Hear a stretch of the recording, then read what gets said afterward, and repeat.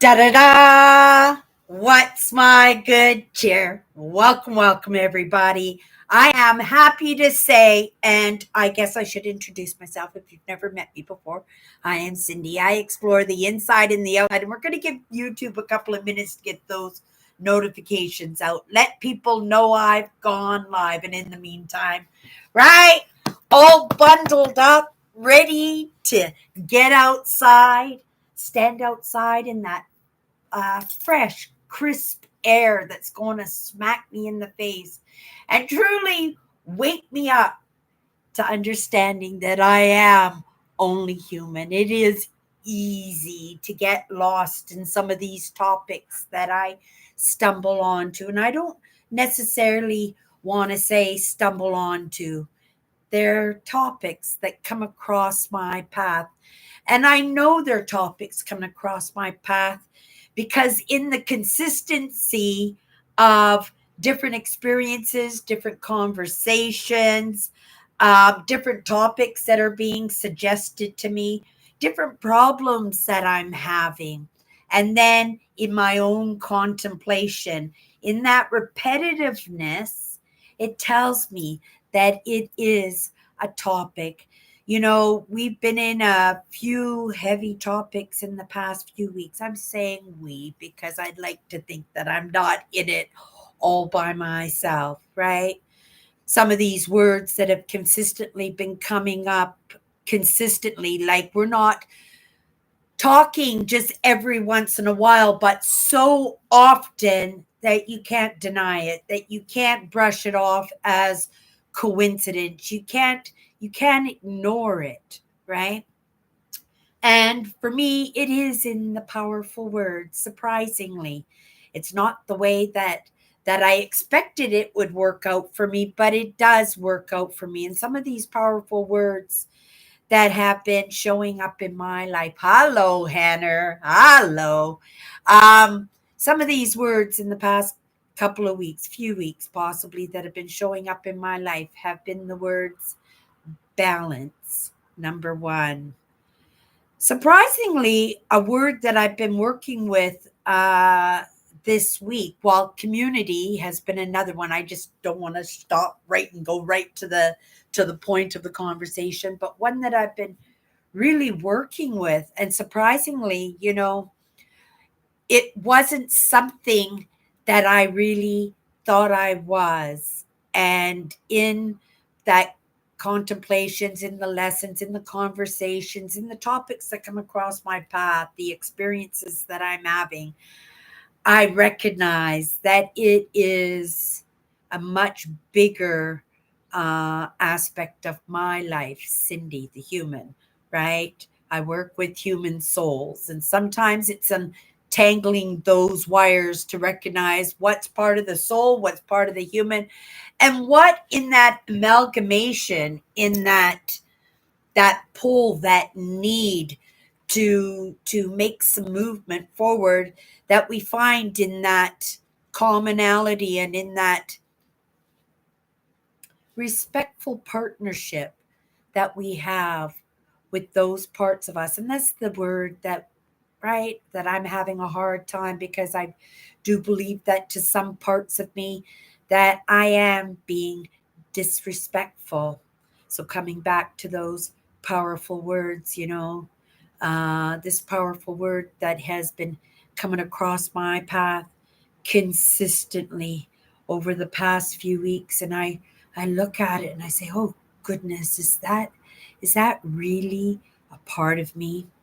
That part that needs to be recognized, that part that doesn't want to be recognized, that part that is people pleasing, right? Because that's what I'm doing, because I don't want to ruffle feathers in what I'm doing, and because I sit right dab in the middle. Oh my goodness. And I just looked off to the side, and it's a quote again in those little serendipities and things that come across my path. I'm just going to read it. Hermes is the deity who presides over rational discourses, has long and rightly been considered common to all practice in the sacred arts. He who proceeds over true science concerning gods is one and the same throughout the universe. It is to him that our ancestors dedicated to the discoveries of their wisdom, attributing all their own writings to Hermes. You know, a lot of what I do, I have to hand off to somebody else because they're not my lessons. I'm not the source of those lessons, but in what comes across my path and who I come across in my own movement, that I get to dictate in my choices what's to be true for me and what's not true for me. In that people pleasing, quite often we take sides with others, we become agreeable to ideas and truths that for ourselves we might not think that way. And, in that people pleasing and in contemplation and in the serendipities and in the silence of my own contemplation, right? I am more tied up into that. And it's hindering me in my movement. It truly is hindering me in my movement because it's stopping me from sharing my voice, right? Those truths that in that amalgamation and in that assimilation and in that evidence that comes across my path and impacts my life, right? That those are the truths. And in coming here, right, and in sharing my truths, there is that camaraderie that I am searching for. I am looking for the lightness in thought, in the lightness in being, and not necessarily in the naivety. I have this difficulty in this word, right? But it is a bright light that I can't say that word properly in proper pronunciation because that's the innocence of me, and that innocence is only a lack of information that is coming across my path. And you know, I can question and I can delve and I can search out those answers that I am, right, blinded by or blinded from, or that is not in my sight, that I don't have quite a feel for, right? But I have my own way of moving. And sometimes because I can't move that way, right? That in that people pleasing, I move in my own way. I bring my own gifts to the table. I've always been a shiner, not necessarily a shiner for me. I'm not going to say not necessarily a shiner for me. I'm not inclined to shine on myself. This is new. This is something I'm bringing to the table in a little bit of courage that I have to be seen and to be heard, and right, but not necessarily the entirety of that truth. Because in people pleasing, I don't want to ruffle feathers. I don't want to, right, speak my truth and have that truth denied or rejected, dejected, right? Like shut off to the stars, ignored, disrespected. And I don't think any of us would truly like that.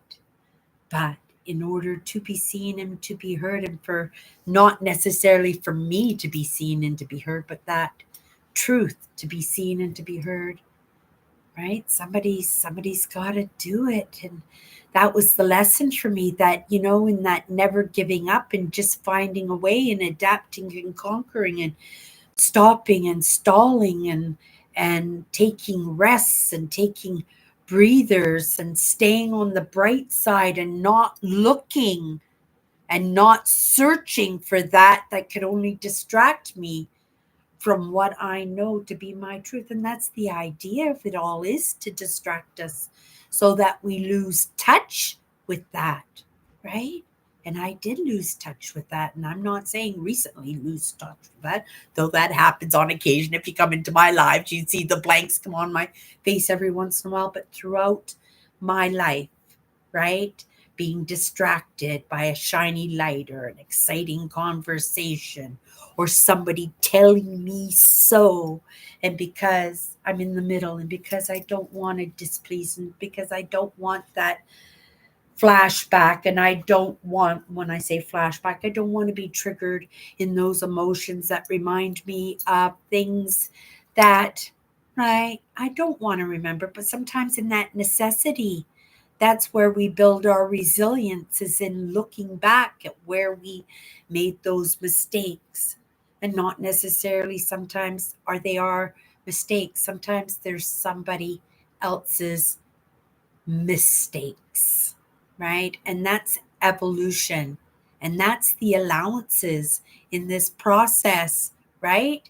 Is making those missteps. And that's what I got to keep reminding myself and bringing myself back to, because otherwise that disillusion, that not seeing the light at the end of the tunnel, not being optimistic about where we could be in comparison as to where we're at in the moment. And then to be able, right, to go, that's not right. And not necessarily like a little smack, but just like a little tap to say, okay, you've got it wrong, right? Stop it. Stop it, right? Turn around, find a better way, right?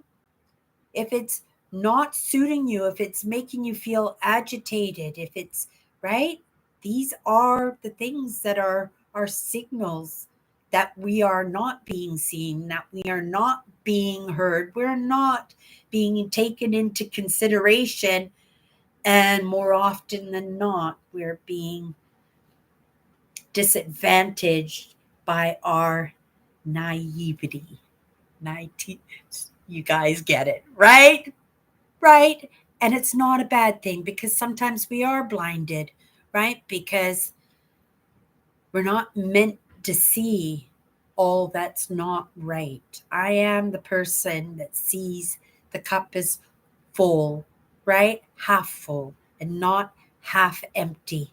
And if I choose to live my life that way, then that's the way I choose to live my way that way, because it serves me.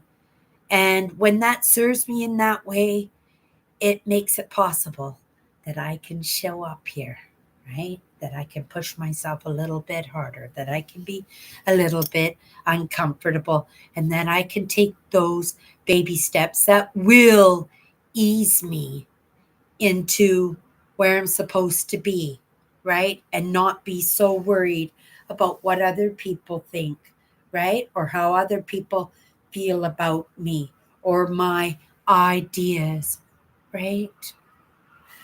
I didn't mean, I go deeper and deeper, and you know, but that's the thing in this word balance that has been coming across my path deep, right? It's important for me to enjoy what I'm doing, right? To not take it so seriously, and don't search out for answers in topics that I am not physically, mentally, or emotionally inclined to, right? And that is a great realization for me. And that's pretty recent realizations. You know, when we say that we should all stay in our own lanes, we should still, right? I don't want to be so focused on that one thing that I'm missing out on all of this, right? But in making that movement forward and taking the lessons and rehashing where we got things wrong, so we're not concentrating on that stuff. And when we're not concentrating on that stuff, it's not agitating us. And when that's not agitating us, we're a little bit more optimistic. And when we're a little bit more optimistic, we can become a little bit closer to others and build that trust and build that loyalty. And it's just like that snowball that goes down the hill. But because we're so stuck, right, in our ways, that those wires are so entangled, right, that we're so afraid to disattach from ourselves, right, that we become codependent on ourselves, right? Right? I'm that's my stubbornness, right? That is my codependency in believing that, that I know best for myself, but each one of us should have that right to think that way. And if you have just as much right to say, well, I give it over to somebody else and I will follow their lead, right? And there's nothing wrong with that. Some people are followers, some people are leaders, but some people, right, are right in the middle. And I think that's where the greatest growth could be, in recognizing that the person that stands next to you, right, that maybe you haven't given the time of day to, might have something to say, right? That this is your opportunity because they've come across your path or you've come across their path, that one or both of you can be seen or be heard if you choose to. Okay, you guys, what time is it? Oh, I'm on top of it today. Sometimes it just means being on time. But it is the buildup of the lessons and the conversations and then the experiences that I'm having that that brings me to the point where am in any moment, right? And sometimes it's fresh, sometimes it is a buildup of weeks, and sometimes years, decades, sometimes lifetimes. And we have to be able to choke on that if that's the truth, right? If that's the truth, we have to choke on that and we have to suck it up, right? And right, and that's the stoic part of me that just right, but that's the realist ideas too. And that's taken into consideration of that big consideration, that humanness in us. Okay, you guys. Oh my goodness. Perception. Oh my goodness. And it works out so nicely into this. Let's read this. Perception is the learning process to a perspective, right? It's the learning process. It's in those things. And we learn from so many sources, don't we? Oh my goodness, we sure do. And I would like to consider myself, right? One of those teachers, that leader that's going to lead Cindy in that codependent relationship, right? In that people pleasing, right? Because in the moment sometimes we have to take into consideration ourselves that we can't help anybody else until we can learn to help ourselves, right? I am a community effort. That's 100% true, 100%. And whether it was in those dynamic relationships within my family, my teachers, my friends, my coworkers, right? Those people who picked on me, that bullied me, that didn't treat me well, that didn't, right?